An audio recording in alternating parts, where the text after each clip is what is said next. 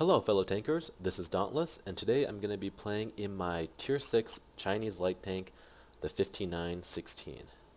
This is a very hard tank to play in my honest opinion, and a lot of people struggle with this tank when they're trying to grind up the 1-2-1 line.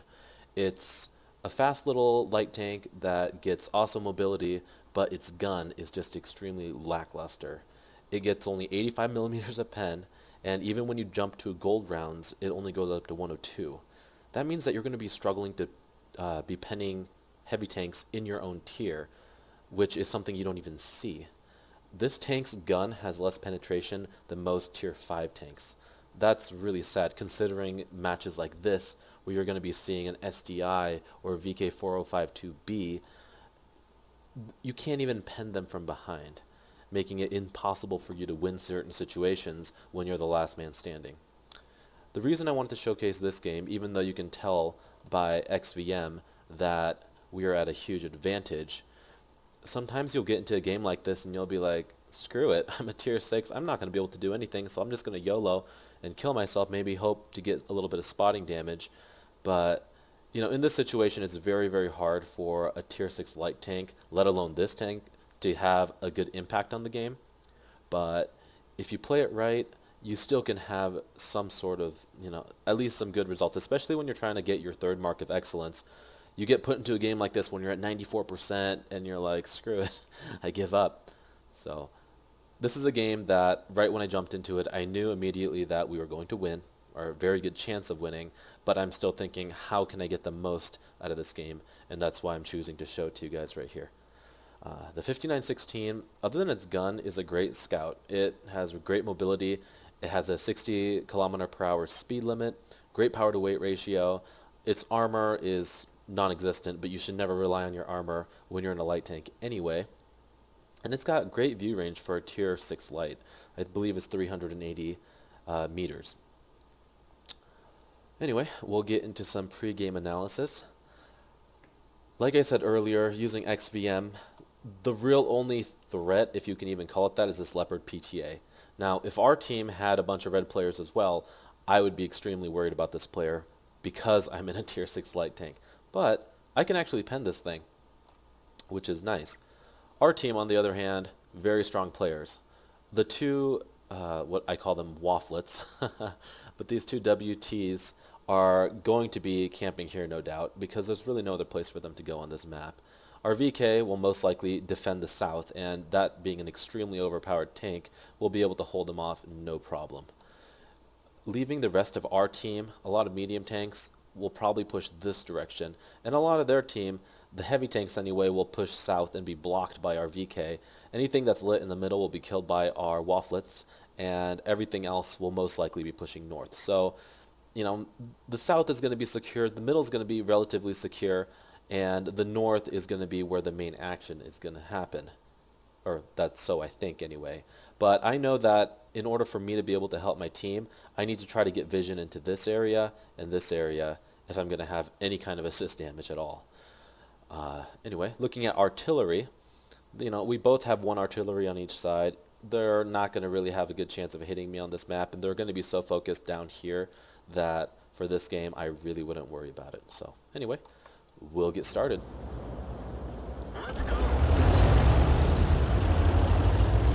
So like I stated earlier, right off the bat, I'm going to be hitting north into the B4 area. My prediction is that the Leopard PTA is either going to go to D1 or he's going to be pushing into G6. That seems to be a popular location for high tier medium tanks with good view range, as they can get spots up into our base towards the beginning stages of the game, as well as getting shots up into here. So this is my favorite spot to take if you have at least 380 view range. I have optics on my tank, so I have it maxed out. But as you can see, I get a light immediate onto this LTTB, get a track shot in. LTTB has great armor, and I'm shooting APCR here. I have 102 millimeters of pen, which is really sad, but I can't even pen an LTTB. This is why I load mostly gold rounds and save 10 shots for my arty killing or light tank killing. So I'm going to pop out here, see if I can spot anything. There we go, there's an IS. IS, a tier 7 heavy tank, and my reticle shows that I have no chance of penetrating him. And because APCR does lose penetration over range, there is absolutely no way I'm ever going to pen that in a million years. But the replays are glitched, and I'm asking our team to shoot this guy over and over, and eventually they do get a shot on him. We don't spot, but the Batchat AP is lit down in that corner, and I'm kind of just waiting.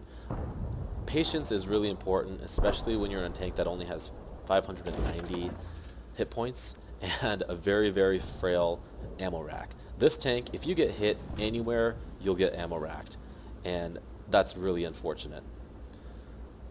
One other thing you might have noticed about this vehicle when I was opening up on that LTTB is its incredible reload speed. Its clip only takes 9 seconds to reload, and the shots between while you're shooting is only 1.33 seconds, which is incredibly fast. That's faster than most autoloaders in the game, and the alpha damage is not really bad. Here I spot the Leopard. You'll see how fast I can shoot.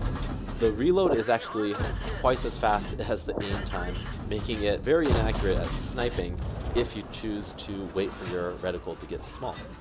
But I'm able to put 2 shots into the Leopard. It's something. Like I was saying earlier, the alpha damage of this tank for having a little tiny autoloader like this is actually quite nice. It boasts 115 damage per hit, and it reloads every 1.5 seconds, making the potential damage for the entire clip, I believe, somewhere around 600 damage. 550, or 575, I guess.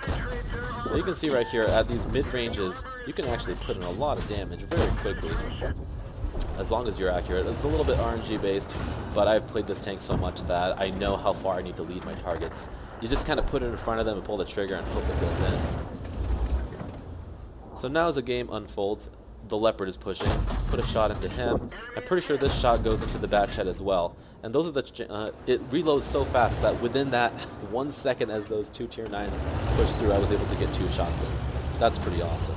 This tank is the anti-light tank, anti-paper tank, anti-artillery gun. It just shreds through anything with no paper or with no armor within seconds. You can, if you go around and you spot something with under 500 HP that you can actually pen, you have no fear of just charging in and just wiping them out in under 4 seconds, which is a beautiful thing. And you rarely see these tanks on the battlefield, so a lot of people don't expect to be clipped by this tank. You don't really think of a Chinese tank having an autoloader.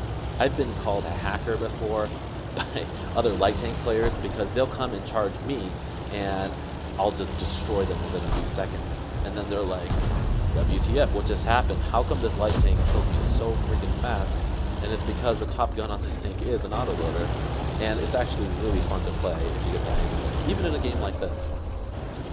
So I'm going to pop over here, see if I can light anything. The Batchat gets lit, and even from this distance, which is about 450 meters, I'm able to put in a few good shots, which is really cool.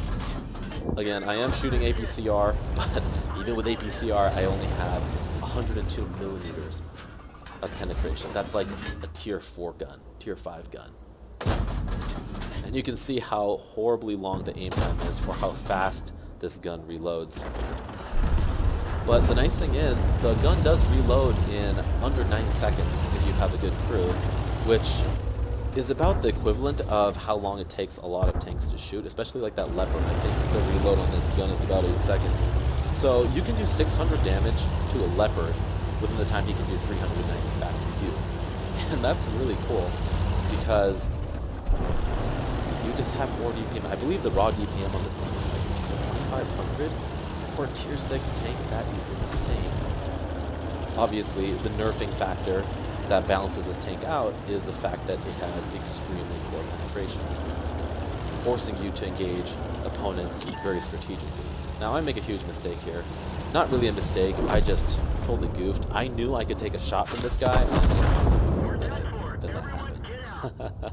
Really sad, but in my mind, as I was playing this, I just kind of thought, okay, I can take 1 shot from that guy, and I can give him back 600 in return.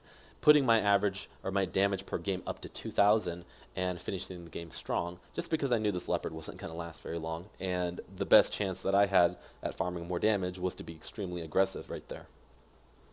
Didn't really work out. I did get ammo racked, and it does happen a lot in this tank. If you choose to drive it, I would recommend safe stowage as a skill.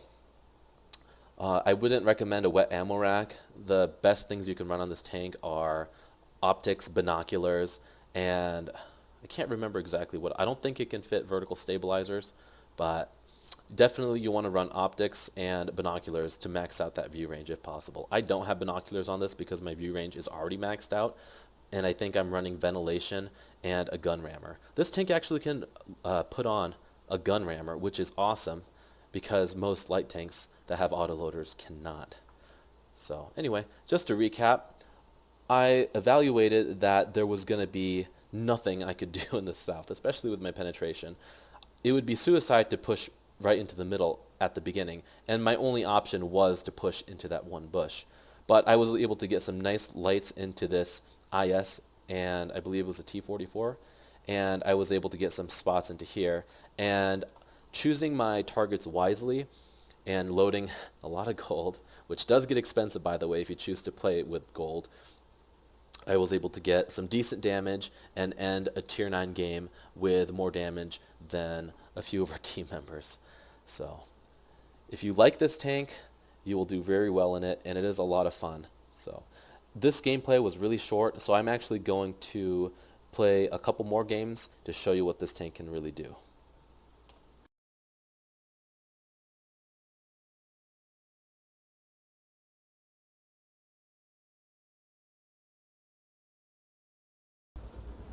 So for this game, I had pushed up onto the hill in Swamp, just like I did with my WZ-131 replay. And I was the only one that actually went up to the hill. And all of our guys just ended up camping down in G1. But I remained unlit for the entirety of the battle. It was a very quick game. As you can see, our team was very strong. But I sat up here and continued to get lights for our artillery. And they did an awesome job. I ended up getting a lot of assistant damage for this. But this is a great location, even if you're just lighting. I never fired my gun once here. But now that this guy's on the retreat, and I'm seeing that we are winning, and I do want to get some damage on my own, I'm going to push in. Now, the reason I'm showing you this game is because this really showcases the devastating potential of this gun, if you should know how to use it, and you use it right. 1 kill, 2 kill, and 3 kills. All within a few seconds. Like, there's a lot of tanks in the game that has that kind of clip potential that quickly. And guess what? I'm already reloaded. The Bulldog, the T-71, would probably be still loading right now. But I'm able to just come in here and just take that kill without even trying. This is what makes this tank really fun. And I think the people that have played it and do well in it will agree with me that it is a tank that you just have to appreciate for what it is. Now right here I'm making this big mistake. I should have stayed behind that corner and shot him, and I really wasn't expecting him to turn around and do this, but you know what, it's the end of the game. I tried to just get some easy damage and he ended up focusing me out, which is okay. It's what I would have done too. But you can see right in that last minute and a half I was able to get 1,000 additional damage within just that short period of time. So now that I gave you a chance to watch what the firepower of this tank is like, I want to show you one of my favorite spotting locations on Redshire. This location is not accessible to all tanks, well, all light tanks anyway, just because tanks with a slightly higher profile than this tank will sometimes get lit from tanks like the CDC that are pushing really aggressively. But this location, as long as you stay to this side of the bushes and do not fire a gun by any means, you can actually pick up some really good assist damage within just the first couple minutes of the game. And these are the moments that light tanks are so awesome, because even without firing a shot, you put your team at a huge advantage. We won this game, I think, within 5 minutes, and I ended up getting like 4,000 assists for this. So anyway guys, that's all I wanted to show you. If you like this video and want to see more things like this, go ahead and like my channel and go ahead and subscribe. And if there are any vehicles that you're struggling with personally and you'd like to see a replay, I'm more than happy to try to, get some good replays going and show you how it can be done correctly. So anyway, I hope you guys have a great day.